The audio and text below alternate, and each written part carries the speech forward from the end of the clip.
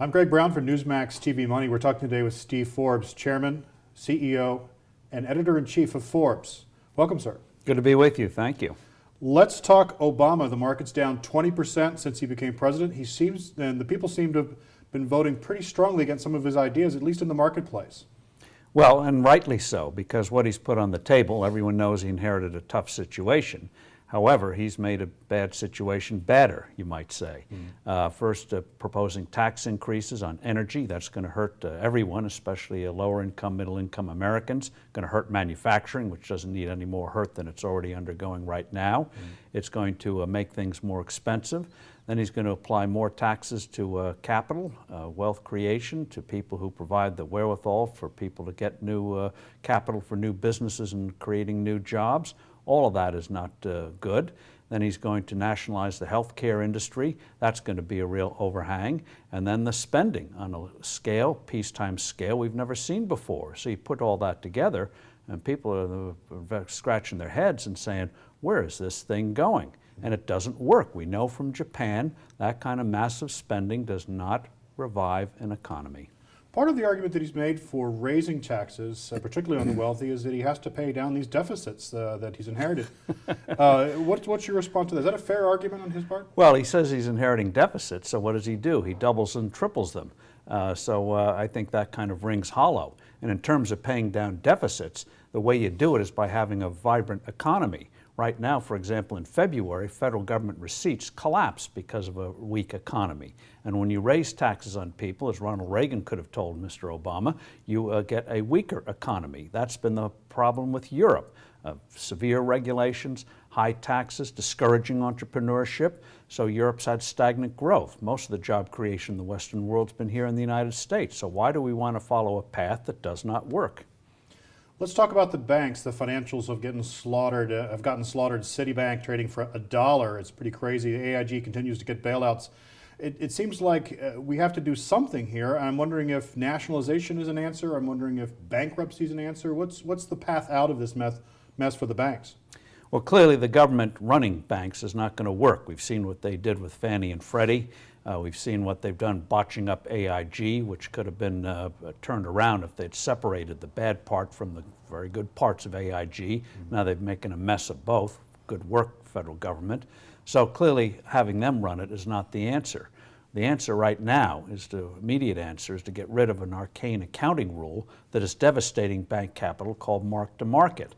That is taking long-term regulatory capital and knocking it down in a non-existent market. So every time you put money into a bank, even though they have the cash, the regulators say you got to knock down your capital. So if you look at most of those losses of banks, over $800 billion last count, most of it is book losses, not actual cash losses. Banks today have more cash than they've ever had before, twice as much as they did since September.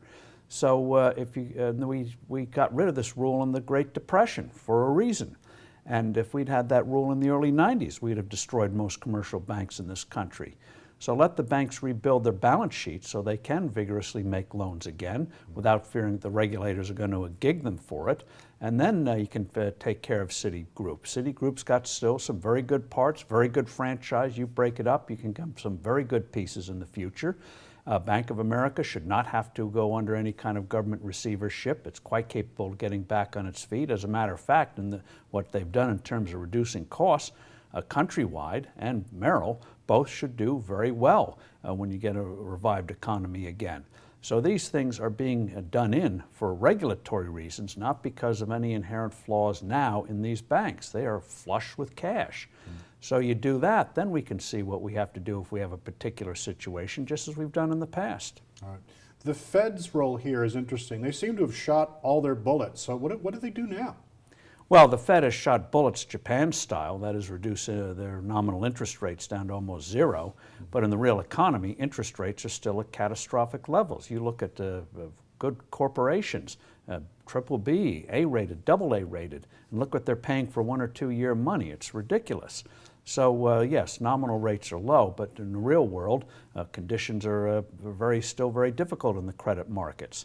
And so what the Fed should be doing now, what people don't realize, and this is sort of counterintuitive, is that since December, the Federal Reserve has been tightening up. the Federal Reserve has withdrawn $400 billion from the economy since December.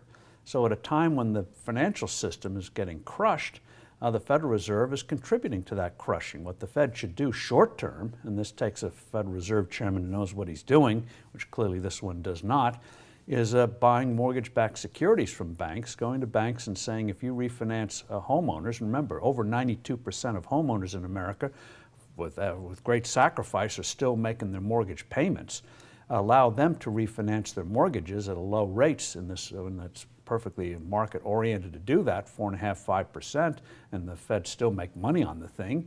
Allow them to do that so they get fees, banks get fees, they learn to lend again. Homeowners have less monthly payments without the government intruding. You don't have the courts getting involved, lawyers getting involved.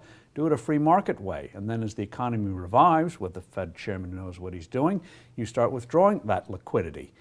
This shouldn't be that hard to do. All right. Let's talk about the dollar. There seems to be something of a flight to the dollar right now, or let's say flight away from other currencies. I take it that's not going to last. Well, you put your finger on it with the question, flight away from other currencies. It's not that people have any great faith in the dollar. It's just a default currency because the treasury markets are the most liquid markets in the world.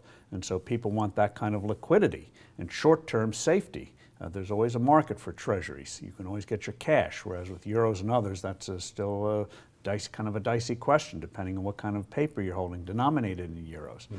So in terms of the flight to the dollar, it's not really a flight to the dollar, it's a default.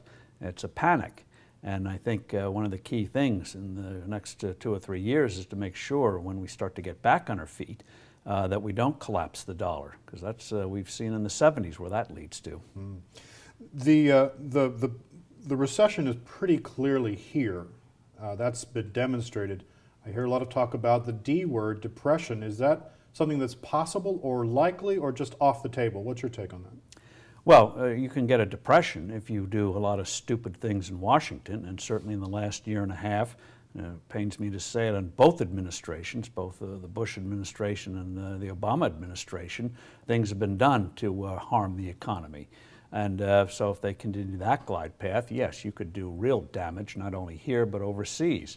I think the pressure of events, i.e. poll numbers, will force them to start doing a few sensible things. Even though this is a hard left government, really ideological left government, there's nothing like a poll rating going below 50% for a congressperson in a marginal district to say, better back off here. Ronald Reagan had it right. He said the best educator in Capitol Hill is the heat of public opinion. And I think in the next 12 months that is going to get hotter, and I think some of this crazy stuff is going to be diluted or even beaten.